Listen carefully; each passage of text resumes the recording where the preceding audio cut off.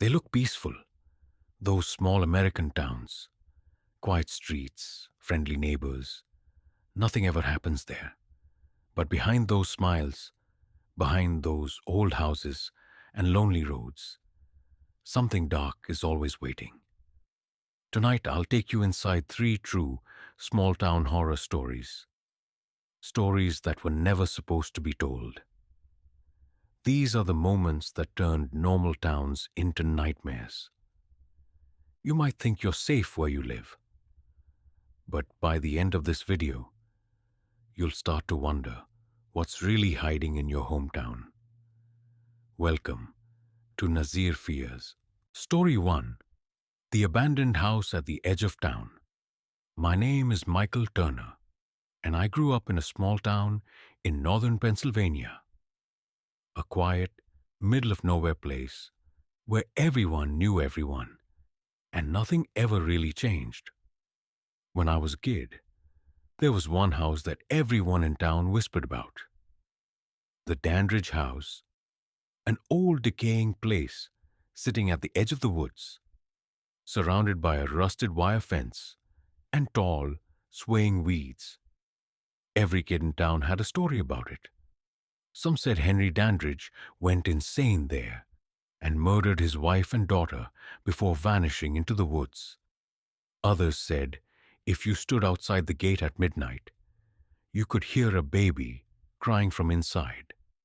We all laughed about it in the daytime, but once the sun went down, nobody dared go near it. Years later, I moved away, got a job in Pittsburgh, and tried to forget about that town. But when my father died last fall, I had to go back to handle his estate. I was supposed to stay for just a few days, but being back there, seeing the same streets, the same people, it made the past feel close again. On my second night, I couldn't sleep, so I took a drive through the outskirts of town. The fog was thick, curling across the headlights when I passed the old dirt road leading toward the Dandridge property. I don't even remember deciding to turn down it. It just sort of happened. The road was worse than I remembered, full of potholes and half swallowed by weeds. When I reached the clearing, I killed the engine and just stared. The house was still there, barely standing, roof sagging, windows boarded, paint eaten away by time. But one upstairs window had a missing board, and through that gap, I could swear I saw movement. Just a flicker, like someone pulling a curtain back. I told myself it was just the wind, or maybe an animal, but curiosity got the better of me. I got out, flashlight in hand, and walked up the cracked front steps. The door swung open on its own. The smell that hit me was something between mold and rusted metal. Inside, everything looked frozen in time. Dusty furniture, wallpaper curling down the walls, and old family photos scattered across the floor. My flashlight beam passed over one photo of a man, a woman, and a little girl, faces I assumed were the Dandridges. The girl couldn't have been more than 6. Someone had drawn over her eyes with black marker. As I stepped further in, I noticed footprints in the dust. Bare feet, small, leading toward the staircase. They looked fresh. Against all logic, I followed them. The steps groaned with every move, and halfway up, I heard breathing. Not mine. Slow, steady, coming from above. When I reached the landing, I saw something scrawled across the wall in faded red paint. Stay out. The footprints led to the last door at the end of the hall, the room with the missing board. I took a deep breath and pushed it open. The smell hit me like a wall. Rot. Decay. The kind that sticks to the back of your throat. My flashlight beam caught an old crib, overturned, and a small rocking chair that began to sway by itself. My pulse pounded in my ears. I turned toward the door, but then I heard it. A whisper, right behind me. It said, "Michael?" I froze. My flashlight slipped from my hand and rolled across the floor, spinning until the beam pointed toward the far corner. That's when I saw it. Something crouched there. A figure, pale and thin, knees pulled to its chest, its head tilted at an unnatural angle, eyes wide and glassy, mouth twitching like it was trying to speak. I stumbled backward, slamming into the wall, and the thing moved. It didn't crawl. It jerked like a puppet being yanked by invisible strings. I ran, down the stairs, out the door, through the weeds. I didn't stop until I was back in my truck, hands shaking too hard to start the engine. When I finally looked up, the house was still there, but the front door was now closed, and in the upstairs window, I saw that same pale face staring down at me. The next morning, I went to the sheriff's office and told Sheriff Lawson what happened. He sighed, like he'd heard this kind of thing before, and said, "You shouldn't have gone up there." He told me they'd investigated years ago and found nothing but animal bones and trash. But when I mentioned the footprints and the photo, his expression changed. He leaned back and said, "Funny thing, you're not the first to see that face. The Dandridge girl was found right there, upstairs, holding that same photo you described. That was 1974. I left town that afternoon, but curiosity got the best of me one last time. I drove past the road that night, and the house was gone. Just an empty clearing with burned grass where it used to stand. But as I slowed down, something glinted in my headlights. I got out to look. Lying there in the dirt was a small rusted baby's rattle. I dropped it and drove away without looking back. I haven't told anyone this until now, but sometimes, late at night, when my house is quiet, I still hear that same whisper from behind me, soft and careful, saying my name again, Michael. Story 2. The Missing Patrol Car. My name is Thomas Reed, and for 12 years I served as a deputy in a small Wyoming town called Clearwater, the kind of place you'd miss if you blinked while driving through. Population barely 300, one diner, one gas station, and a church that doubled as a community center. I loved my job back then. Quiet nights, friendly faces, no real trouble. That all changed one winter night in 2004, when my partner, Ray Henderson, went missing, and no one ever found out what really happened.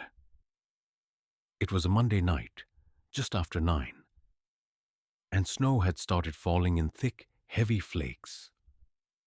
Ray and I were sitting in our cruiser on Route 16, parked near the old mill, sipping gas station coffee and talking about how dead the town felt that week. Then dispatch came through, an emergency 911 call. Static and breathing, no voice.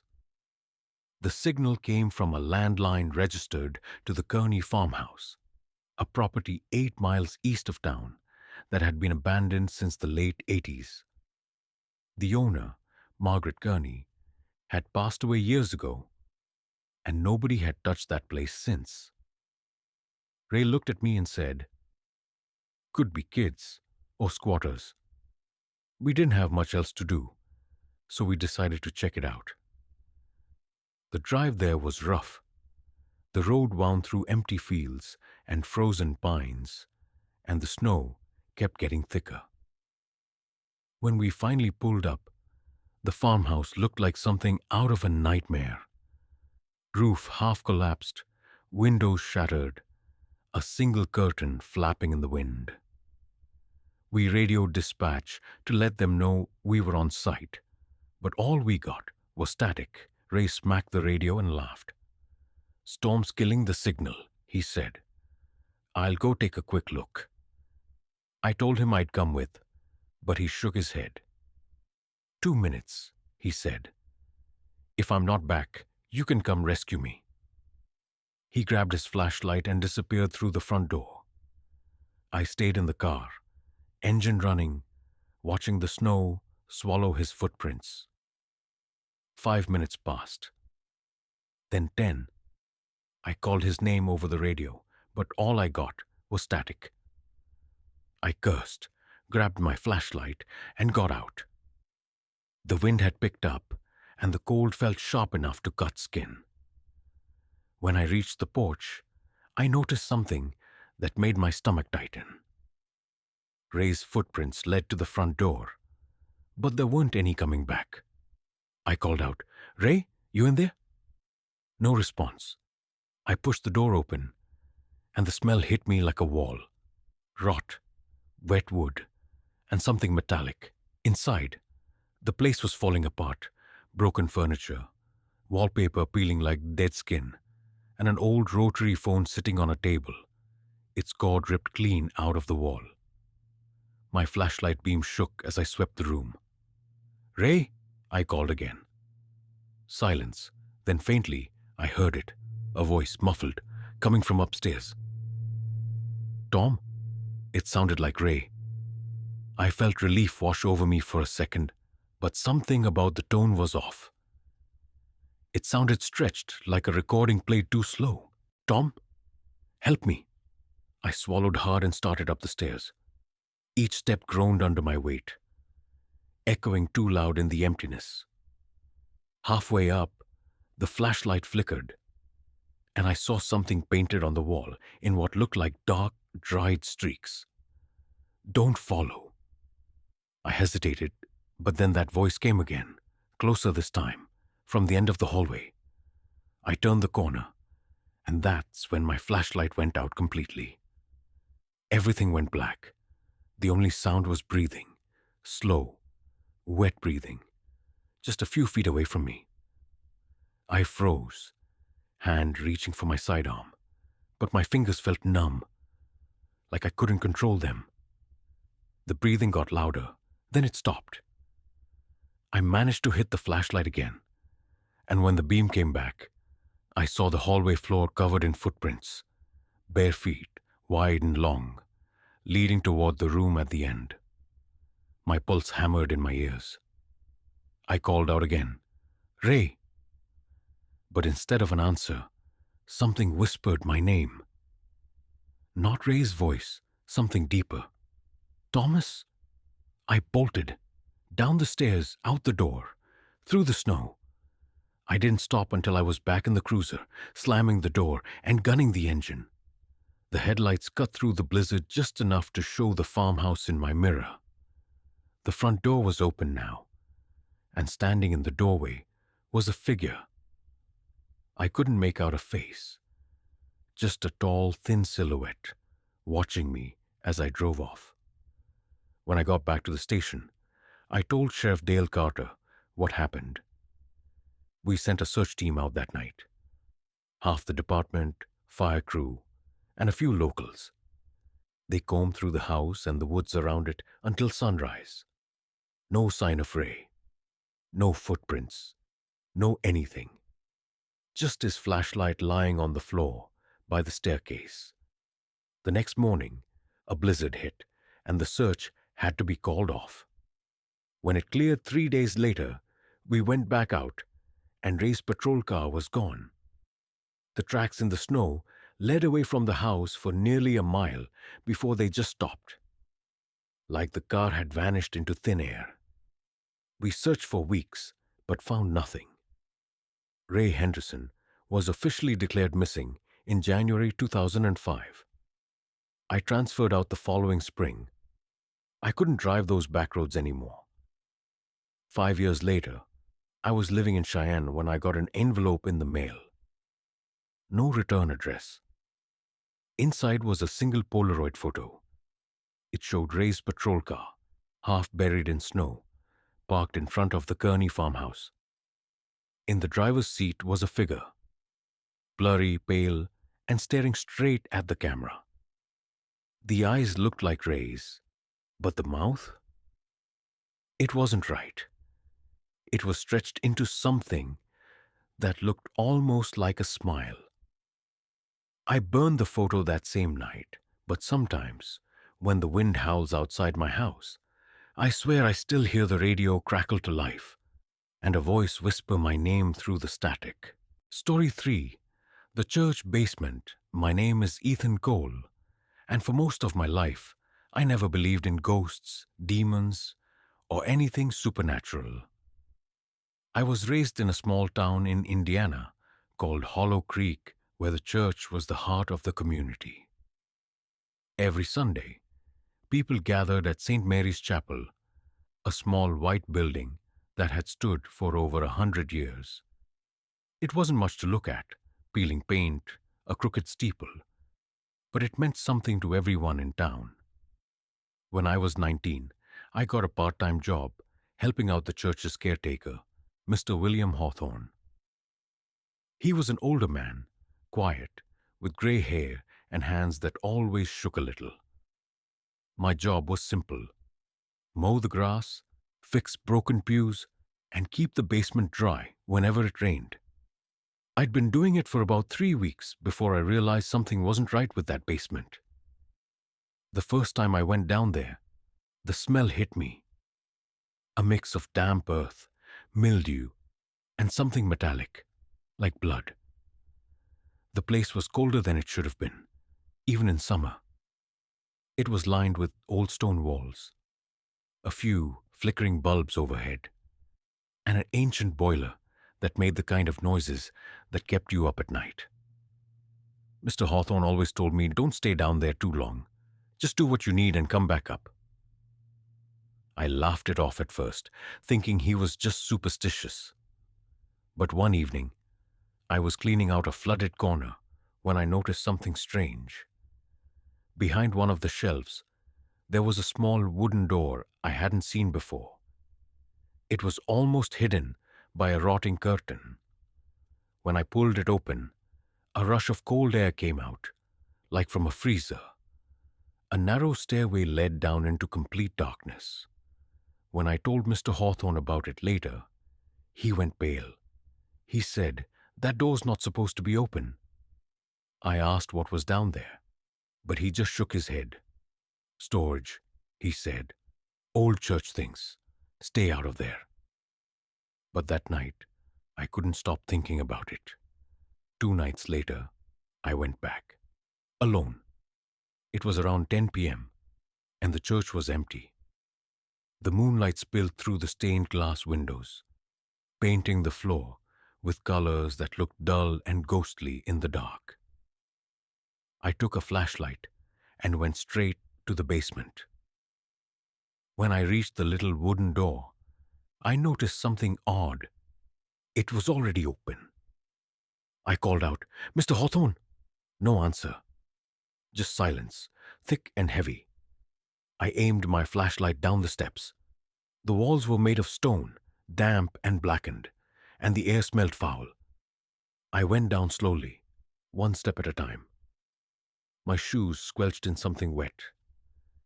The stairs ended in a narrow tunnel lined with wooden crosses, nailed into the walls. Some of them were upside down. My light flickered. Then I heard something. A soft humming. It sounded like a woman's voice, coming from somewhere deeper in the dark. I froze. My instinct screamed at me to turn around, but curiosity won. I followed the sound, moving carefully through the tunnel until I reached a heavy iron door. Someone had carved a symbol into it. 3 circles intersecting. I reached out and touched it. The metal was ice cold. The humming stopped. Then, from the other side of the door, came 3 slow knocks. I stumbled back, heart pounding. My flashlight went out completely, plunging me into darkness. I fumbled with the light, and when it came back on, the door was slightly open. Just a few inches. Enough for me to see something inside. Rows of candles burning by themselves, even though there was no one there. And in the middle of the room, a chair with straps. That's when I heard footsteps behind me. Slow, deliberate. I spun around, but there was no one there. Then a whisper, right next to my ear. He shouldn't have opened it. I ran. I don't remember climbing the stairs or pushing through the basement door, just bursting into the main hall of the church, gasping for air. Mr. Hawthorne was standing there, pale as paper, holding a candle. He didn't look surprised to see me. He just said, "You let it out, didn't you?" I asked him what he meant, but he wouldn't answer. He walked past me and locked the basement door with a ring of old keys. His hands were shaking worse than ever. "You stay away from here," he said, "no matter what you hear." That was the last night I worked there. The next morning, Mr. Hawthorne was gone. The church secretary said he'd packed his things and left town before sunrise. Nobody's seen him since. A few weeks later, the pastor asked me to help move some furniture from the basement. I told him no, and I quit on the spot. But before I left, I glanced down the stairs one last time. The small wooden door was gone, just a smooth wall of concrete where it had been. That was 15 years ago. St. Mary's still stands, but the congregation's smaller now. Some nights, when I pass by, I swear I can see candlelight flickering through the cracks of the basement windows. Once, I thought I saw someone looking out. An old man's face, half hidden in the dark, and sometimes, late at night, when the world is quiet, I hear that same soft humming again, coming from beneath the floor.